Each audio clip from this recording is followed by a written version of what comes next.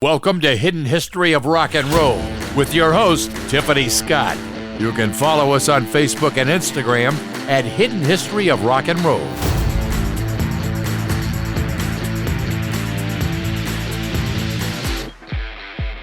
Hello and welcome to Hidden History of Rock and Roll. I'm your host, Tiffany Scott. If you are new to my podcast, I do a deep dive into the behind-the-scenes stories of rock's greatest legends, how they came to be, how the records got played, and maybe some dirty secrets if we are lucky. This is your all-access backstage pass. My next guest was born in Los Angeles, California, but grew up in a small town called Coarsegold near Yosemite, California. He was a drama major in college and began playing guitar professionally as a teenager, followed by a whirlwind travel experience throughout Europe in his 20s in a band called the Young Californians. He became a member of the band The Grassroots in the 1960s. They appeared on numerous television shows, as well as in the Doris Day movie, With Six, You Get Eggroll. He parted ways with the band in 1970, but continued his passion and has released 6 solo albums up to the present day. 10? 10 solo albums up to the present day. Throughout his career, not only has he worked in front of the camera, but behind the scenes as well. He was a prop man, boom man, composer, grip, and stand-in.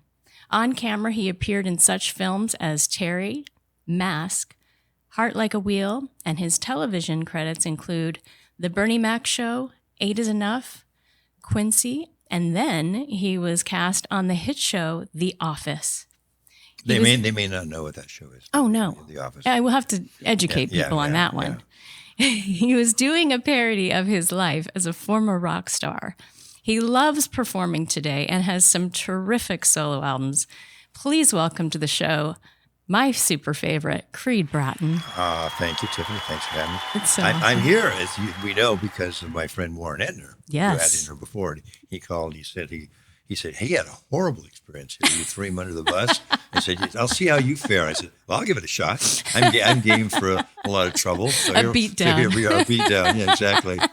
Yes, I am what they say. You're tough. Yeah, I'm a tough cookie. Your husband warned me when I came in and said, look out, buddy. Yes, I don't like to say that. All right. Let's get yours, to it. As they say. We will get to it. So I'm super excited to have you on the show, as you know. And I want to start from the beginning. I want to tell the fans how you got into playing music. Well, I didn't know my father. My father died when I was 2, but he was apparently a very good banjo player.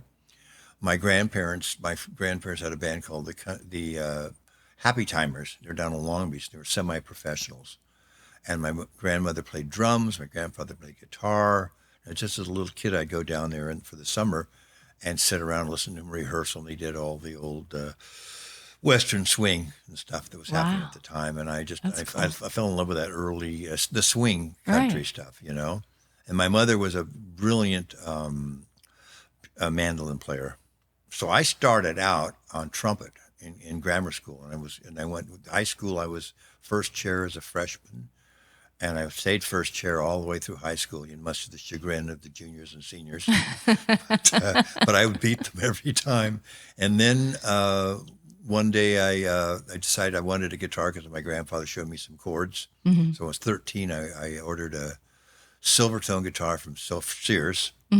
And it came.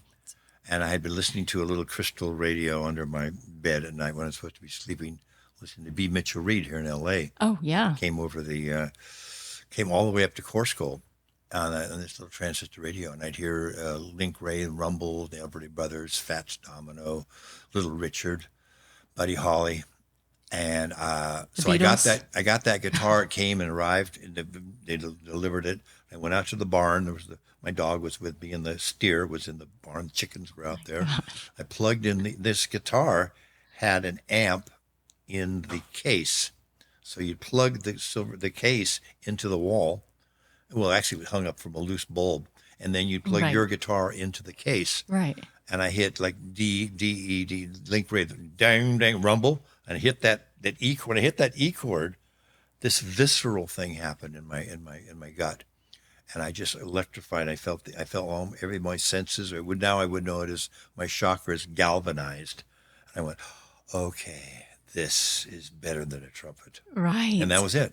I started playing, and my mother said at a young age I was able to play, just little simple stuff like boogie woogie and things on a piano.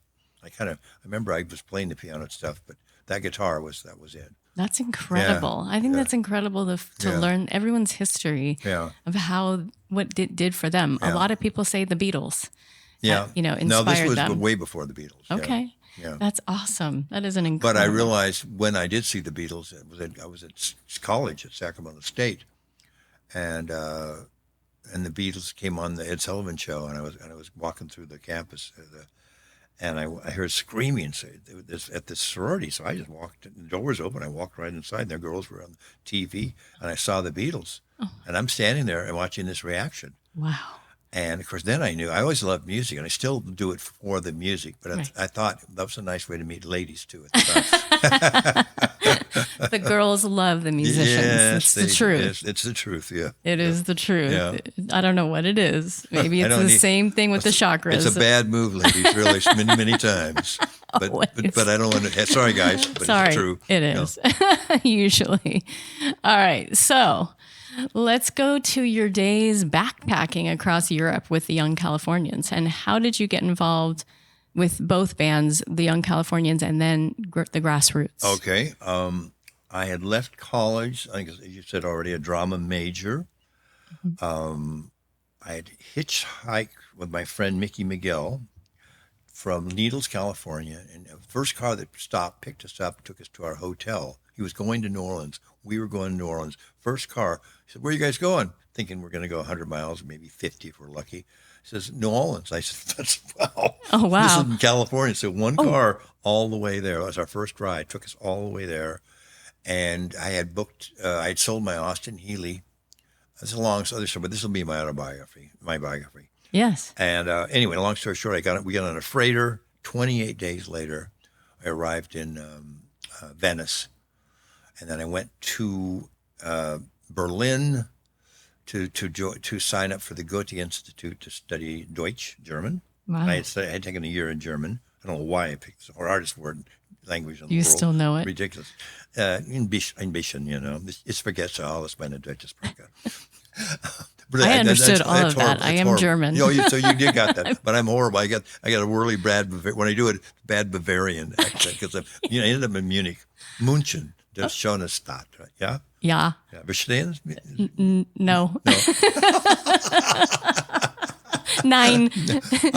So I was there working and getting ready to start school, working in an electronics factory. And I went down to pick up my mail at the American Express. I see these two guys, one banjo, one guitar, gut string guitar, and they're playing Greenback Dollar, and I'm watching them play it. And I go, and he's playing, and I'm going.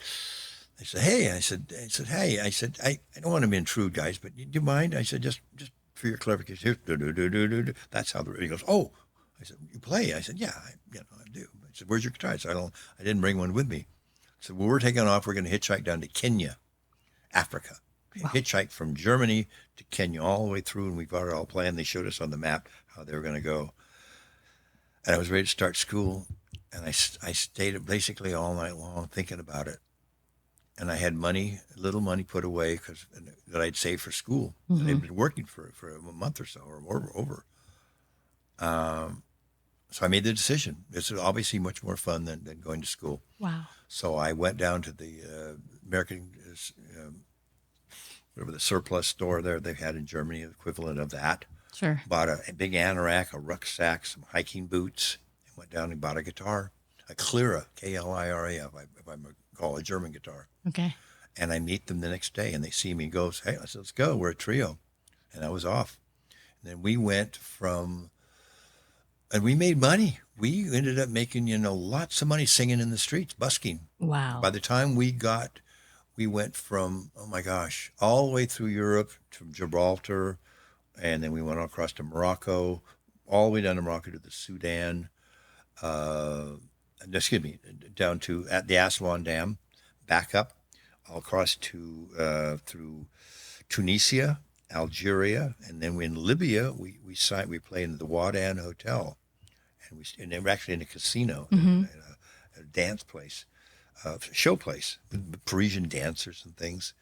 And the guy saw us, and he took us out in the Sahara Desert, 500 miles out in the Sahara Desert, and we played for the oil camps out there. Oh, wow. Then they brought us back in a small plane, dropped us off at the coast, and we hitchhiked again. We were hitchhiking. We hitchhiked all across North Africa in 1964. Now you can't do that. Can't do that. No, you can't do that. So that we were like the last of a kind, Crazy. sleeping on the side of the road, literally no joke, fighting wild dogs off sometimes, with rocks and sticks. Seriously? Seriously. Wow. Seriously. Scary. Then we ended up in Egypt. We went down to the Sudan there. We couldn't get through. The Congolese were running guns, so they wouldn't let us through. We went to Beirut, Syria, Jordan, Israel, back over to Greece. I had a love affair with the director's daughter from this movie, long story. Ended up back in Germany to sign up to go for the draft, to go to the war. Couldn't take me. I had a broken eardrum, thank God. Oh, gosh. Yeah. And also, I was the only child from an officer in the Army, so at that time, that was one of the stipulations. I was basically 4F. Okay. And I thought I was going to go there and die, but I had to go. I had to go sign up. Well, yeah, you did the right thing. I did the right thing. Of course I did. But nevertheless, I mean, it was, a lot of people ran away from it, and I certainly don't begrudge them that. No. It was a dangerous, not a good war. Mm-hmm. Not a good war. So then I went and tried to do in England, tried to get a record deal. And then it didn't happen. I went back to America. And within a week or so, I called this guy that I met in Israel who was playing on a folk festival there, Warren Ettner. Love Warren. The reason I'm on the show.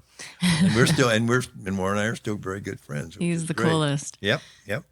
So we started. That's how the Grassroots started, and we played for a year. And you know the story from him already. Yes. Yeah. So then that was it. There you go. That is incredible. Yep. I mean, the hitchhiking, the dogs. Oh no. The love affair. Mm-hmm. Oh, that sounds like and on the a soap we opera. went to the Greek islands, and we're riding around on scooters, drinking white wine and swimming naked in the Aegean. That is, I can't wait to read your book. Yeah, it's going to be a good book. Please. Book, without a doubt. All right, so we're going to move on a little bit. Yep. Just I'm going to ask you some questions because there are so many Office fans out there. And you mentioned to me that there was a little known fact about you doing some stand-in work, because I've done stand-in work for the past 20 years. I have a long list, and I thought it was really cool, your little story about doing some stand-in work. I had auditioned for a musical with Beau Bridges, and we ended up putting that. We couldn't find a theater for that one, so we put that one up at, I think, Lloyd and Dorothy's home in Westwood, at his parents' home. Okay. And it was very successful. People loved it. It was great. Lloyd. Next thing we know, we go to the Odyssey Theater, and John Crosby, this agent, saw me there at this play. We did a play. I was directing it. And the Odyssey was like the place to be for an actor at that time, if you're doing stage. Right. And so he saw me and signed me up. And so then for about a year, I was working all the time. And then he just one day got rid of his stable. I think he kept Mick Jagger and Rene Russo. I think that's who he saved. And I was just, it was like, I had it made, I really didn't have to audition much. He was just telling me, there's this kid, he's good, Creed Bratton, you should use him, and they would. I mean, that's pretty great. Okay. So I'm going around the bout, but the point is then that started tinkling off, and I started playing in different bands. I started working bands because I didn't want to stop that, I was in class, working in class. And then all of a sudden one day I realized I got to make some money. And sometimes I was talking with Beau, and he said, well, look, come and do good stand in for me. Now, I don't look like Beau, and I'm taller than he is. Oh, you are? Okay. But it doesn't matter. No, it doesn't matter. It doesn't matter. And he said, doesn't matter. And he said, just come and you'll learn a lot about the biz, which we do. Learn about the dance. Yes. As it were. So I did that for a while with him, but every single one of the films I worked with him, I did a little small part. So I get SAG credits, get my insurance up, and many, many times I get a song in them. So then I get a little fact too. At the time I was trying to stay alive, I had a friend. I can't mention his name right now, but he worked at the Dick Clark show, and he'd use my demos and stuff. He'd bring me in, and from the grassroots, he'd say, "There's a new Creed Bratton single." It was just a demo that I cut. Oh, that's He'd awesome. play it on the American Bandstand, Oh my and people would God. be dancing to it, and then I'd make a nice residual check. Right. So he kept me alive for stuff like that. But anyway, I started working as Bo's stand-in for a while, and then one day I had to make that decision that I was an actor or a stand-in. So I Right. just stopped, and a good call. Yeah, I Good got to work with him Yeah. on the last show, and he was so kind. Yes, he's very, very kind. He's So sweet, kind. sweet man. Yeah, I just thought that was a great story. I owe so much to Bo. And I love little known facts. I Mm-hmm. love when people tell stories that maybe people don't know. So I really wanted to talk about that. Yeah. And then let's just go right into how you got the role on The Office. Well, I think it's pretty well known, but we can discuss it anyway for your fans, Tiffany. I was working, and not so much as a stand-in, but more of a background artist on Bernie Mac, and they would bring me on to do little weird backgrounds. And unbeknownst to a lot of people, I'm in the background of a lot of Bernie Mac shows. That's I'm awesome. playing piano in there. I'm playing a French horn. I think that's awesome. I'm a person carpenter working outside a window. I'm doing gardening work, and I'm always doing with that face that I do, that Right. Jack Benny, George Gobel, Bob Newhart thing that I do that makes people laugh. I love it. With that little look I can give. Mm-hmm. I make people laugh. Ken Quapis came on, and he enjoyed what I did. He was also a big Grassroots fan. I found out that he was doing The Office, The American Workplace, and that Ben Silverman had got the American rights from Ricky Gervais, and that Greg Daniels was going to do it. Now, I was a big fan. I did something unprecedented. I called Ken Quapis. I said, "Look, Ken." He said, "Hey, Creed." And he said, but he was surprised. The guy from the show, you don't really do stuff like that. I said, "I heard you're doing the Office." He said, "Yeah." I said, "Is it too late to throw my hat in the ring and audition?" And he said, "Well, we've cast it and everything like that." I went, "Oh man, my gut's telling me that this is something I want." He said, "You know what?" He said, "You know what? Hang on. Let me get back to you." He told Greg. He said, "There's a guy that I worked with. He's funny, and he's an interesting character, which I am, Yes. with all due modesty." Yes, it's okay. And so he called me back and said, "Okay, come on down." And they put a suit on me and stuck me in a desk. Within a couple of days, I realized this is a talented cast. It wasn't getting good reviews.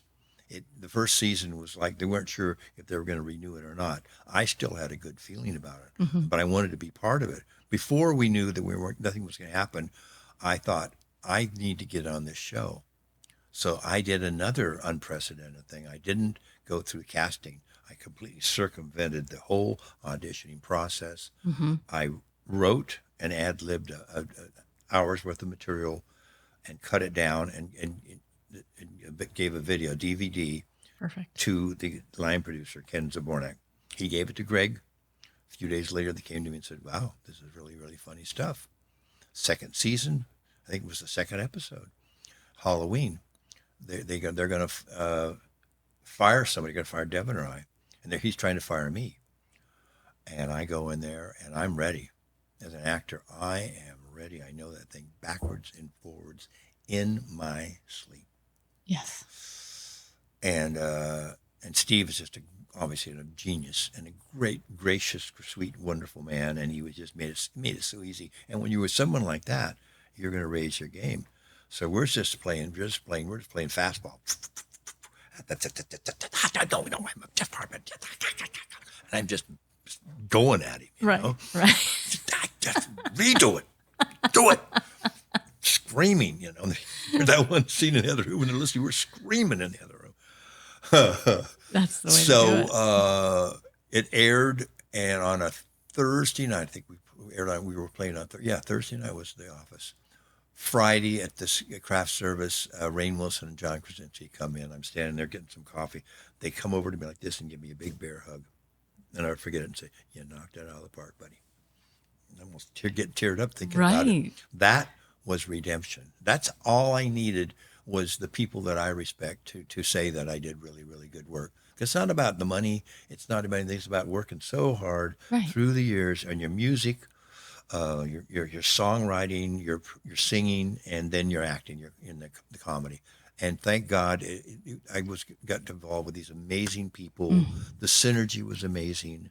The writers took what I had originally conceived of the character and took it far beyond that. And they kept giving me these little, as the actor says, they gave me beach balls with a bat that I could just knock it out of the park every time. I didn't have to do much. Right. People say to me, "Don't you wish they'd given you more? You could have done so much more." I said, No. Yeah, obviously, here we are. The character is a, what is he? That's not bragging. We all the characters are part of the zeitgeist now. But Creed has his own little niche. Yeah. They have taken the Creed cult too far, just to a degree. Sometimes, they love me. That you're beloved. I'm beloved. Beloved. And I don't. And I'm such a curmudgeon. I don't understand it. Well, wink. But here's a little side story. When I went over to Norway last time to perform in Scandinavia, my lawyer said, the Creed cult, because what they have these little rooms and get together with my pictures, and they go Creed, and chant. No. These people do over in Norway, and they had the rumor without in town. It was in the paper that they had sacrificed a small animal in my name. No. And I had to send a thing to it and said, "Hey, look, guys, I appreciate the gesture, but stop, please. Stop, Yeah. I appreciate the love and the chanting, Sure. And the tattoos on the forehead with Creed. Oh my But God. don't kill the small animal. It was a Maltese. Oh, okay. I'm kidding, Tiffany. I'm okay. Oh my kidding. God. Started crying. No, she's tearing up over here. I'm taking the joke too far. I'm joking. It's just fiction. Oh my God. But no one knows when I do it because you can't tell with me. Creed may never leave my house because I may murder you. Oh my God. The rumors are true. You're hilarious. Oh God. Okay, right on that note, I'm going to take a Patreon ad break right about now. If you are enjoying listening to Hidden History of Rock and Roll, please consider becoming a friend of the show on Patreon for only $5 a month. Your support will help deliver more excellent content. Plus, as a member, get your questions answered by the next legendary guest. Thanks for being the best part of Hidden History of Rock and Roll. I don't know if you know who that was. No. That was Neil. That was Neil. Yeah. Oh, He's got voice. a great voice. He's got a great, sounds he? good. It's not pretentious either. It's good. Nope. There's people that do that horrible announcer voice that just irritates you. Yes. Great. That's a good one. Hopefully mine's not annoying you. No, not at all. Smooth, Smoothing. voluptuous. My dad was a DJ. Dulcet tones. Dulcet tones. My dad was a DJ and taught me everything, and my acting classes. Yep. Speak from your core. You know what? Really quick, I'm going to take a break to listen to your song, Tall Grass. Okay. All right. Awesome.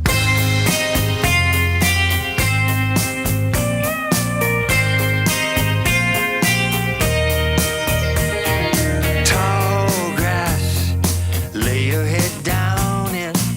Sometimes you lose your way. Fall path, walk with your lover. At the end of the day, tall grass, play hide and seek and crawl back and disappear. Sweet grass, fill up your pipe with. At the end of the day, you and I grow out. You and I stay home.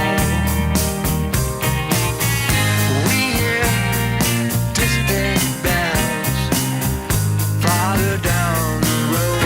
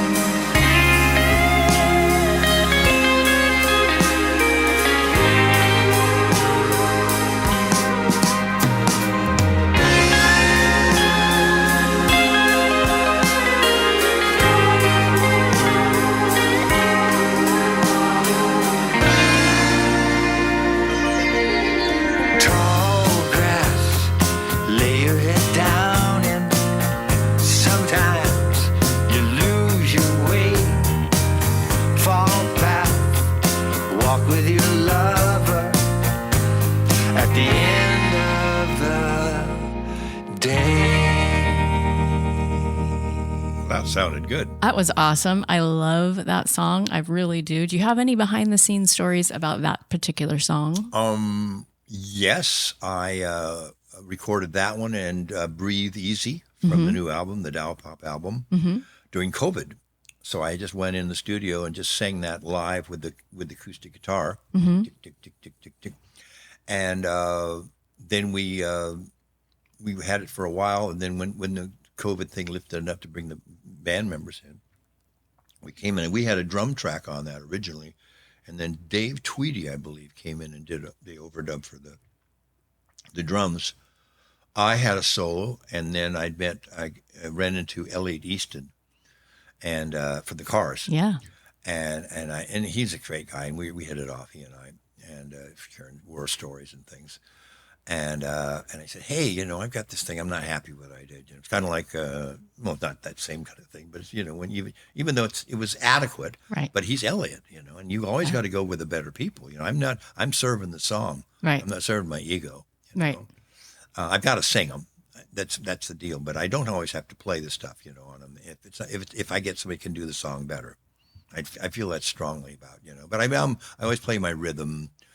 And all the dirty little bits, because that's what I like to do, all the little dirty bits and stuff. Anyway, Elliot came in and just did that great solo on there, just Right. so tasty, It's good. And that's specifically what he does. Good. Use him.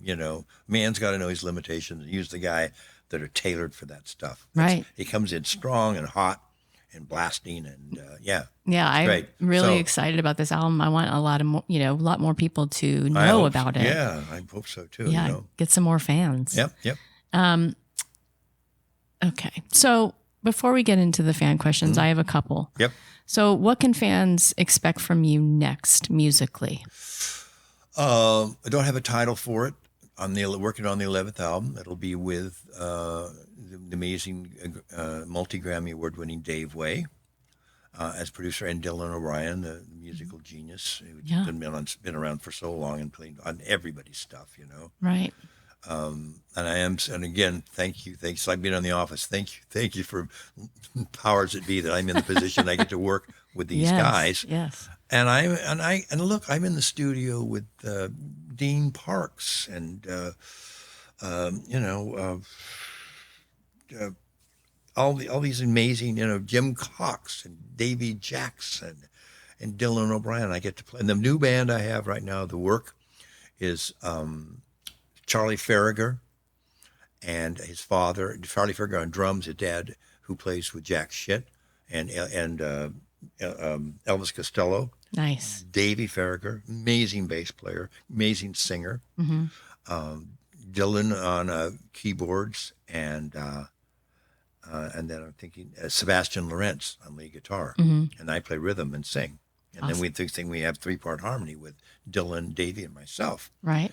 And we just did a show, 2 shows, sold out shows at the Baked Potato recently. Love that and it was place. so well received. So this is Nice. this is the group, and I'll use that group for the basic stuff, you Right. know. And then of course I can bring all my other gunslinger friends in to tweak and add and sweeten, Right. as they say in the jargon of the trade. Right. Yeah. So And- I've got 6 songs already. Any upcoming shows? I will be in October leaving for, let me get this right, Hawaii, New Zealand, Australia, Singapore, and Japan. I'll be on for the month of October. And that's good. And that's a solo show. That's a solo. And of course, it's half comedy and half singing. Oh, right. I've been doing that for years since the show. Awesome. Yeah. I don't know how long I'm going to be doing this stuff, but we'll see. Right now, I still enjoy the performing aspect of it. It's that travel. Right. It just takes it out. And a to the lot. point where I do want to be there for the fans to hear the stuff live and to meet them and stuff, but sometimes it gets a little physically tiring for me. So my last question from me, do you have any desire to act again, go on to another show? No, I haven't stopped that. Okay. Yeah, since Okay. the show's been on. I got back from Europe. Last year I was in Europe at the end of the year for over a month, and playing all around and stuff, doing my shows and stuff. And then I came back, and all of a sudden I got busy. I have five shows in the can right now that are not out yet. Oh, A awesome. couple of movies and a couple of TV shows. That's fantastic. Yeah. I can't wait. Yep. Look for that. Yep. So, are you ready for the fan questions? I am. Awesome. We got a lot. All right. Well, Got a lot. I mean, you got maybe, I'm on a timer. 10, 15. Yeah. You got it. All right. So I'll try and make this quick. So I reached out to 2 Facebook pages, one dedicated to the Grassroots Band and the other dedicated to the Office Addicts, is what it's called. Question comes from Jay Brisson. He asks, what is your favorite guitar pedal if you use one? I use the Stryon. I use the Stryon, and I use the try to look at my pedal board right now. But Okay. this overdrive unit that Val suggested is so good. I'd like to give it a plug. So just a great. And by the way, too, this is more for my own fun and dirty stuff that I do, because it's to the point where I realize that what I do is I write songs and I sing. Mm-hmm. And even though I played lead guitar for years and years, there's cats now that you can go. These cats go to Berkeley, and I learned by ear. Mm-hmm. I learned guitar by watching people's hands at dances, and if anyone was playing guitar, we didn't have YouTube, we didn't have all the stuff you could go down and see all the lessons and stuff like that. Now the cats, not like my buddy Elliot Easton, he went to the Berkeley School, you know. Yeah.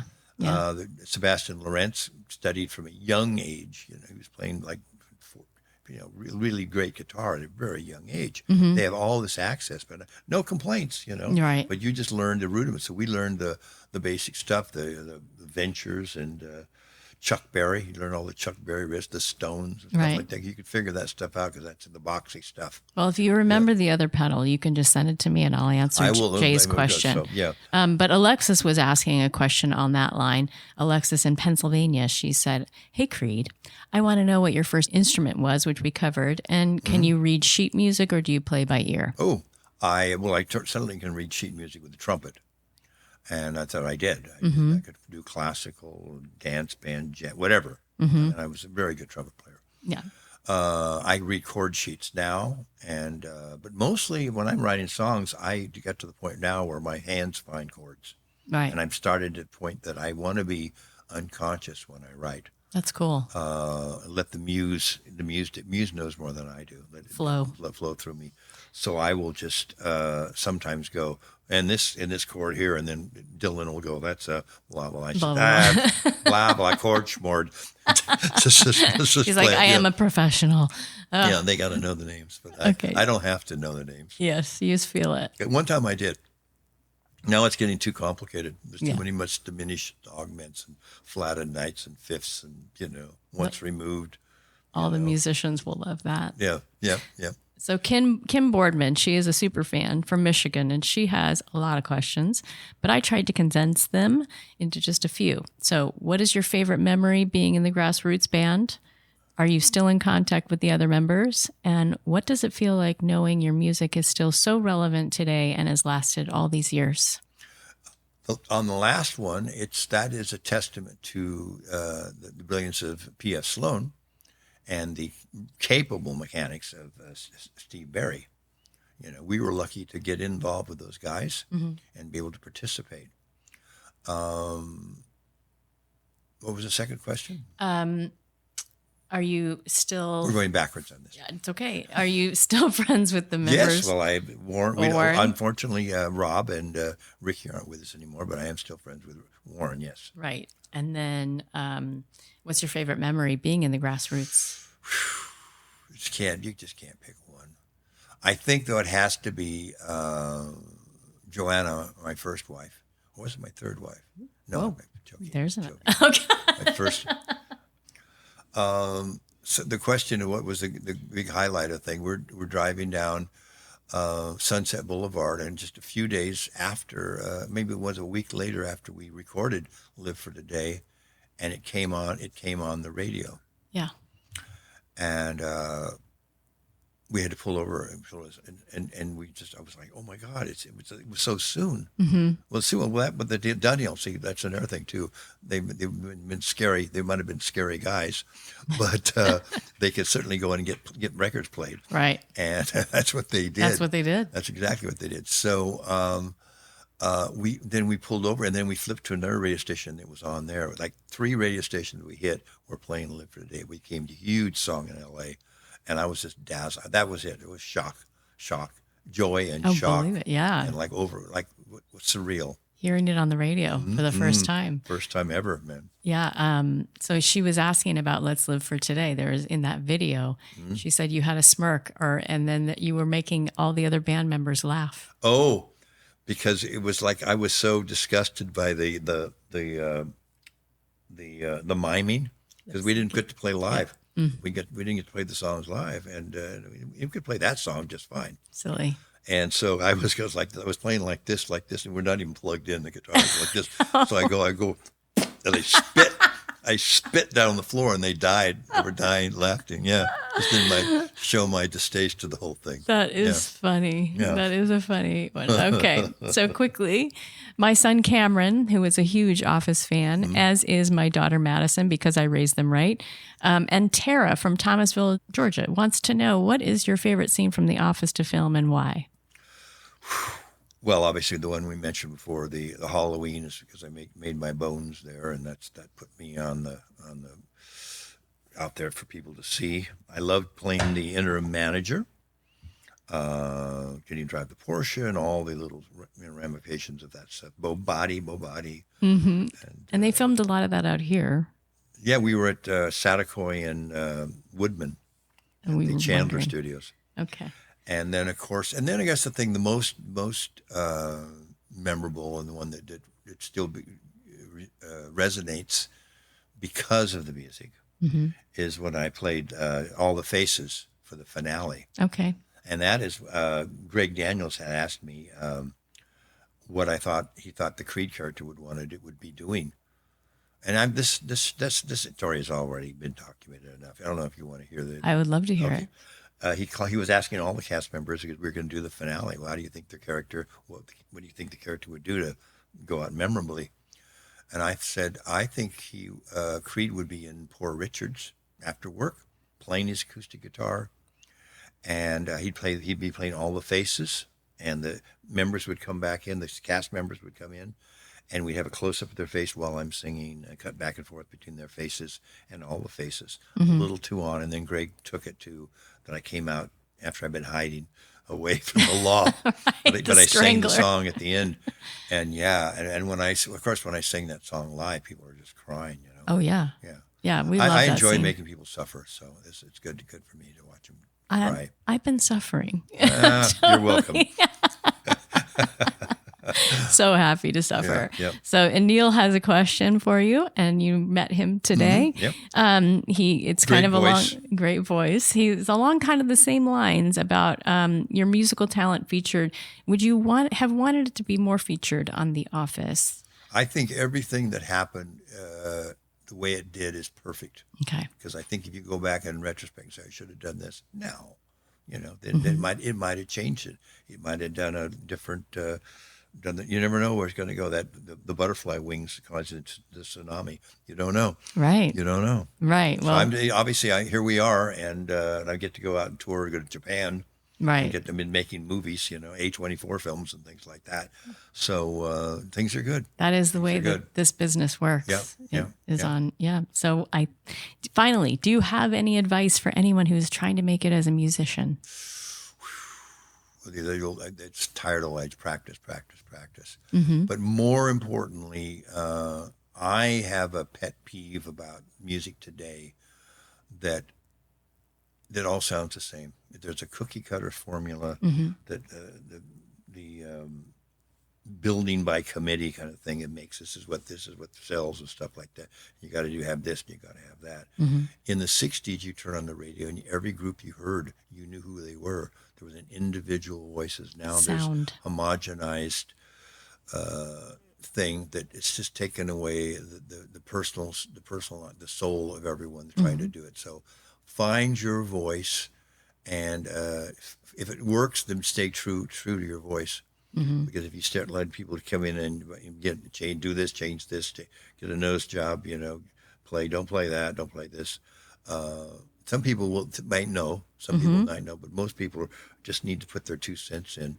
And if you've got something that people are really resonating with, stick with it. That's awesome advice. And we're going to end on that note. Right. Thank you so much for coming today. Thank you for having me, Tiffany. It was really awesome. It was great. We hope you enjoyed the latest installment of the Hidden History of Rock and Roll. Be sure to like us on Facebook and follow us on all the podcast platforms. Thanks for listening to the Hidden History of Rock and Roll with your host, Tiffany Scott.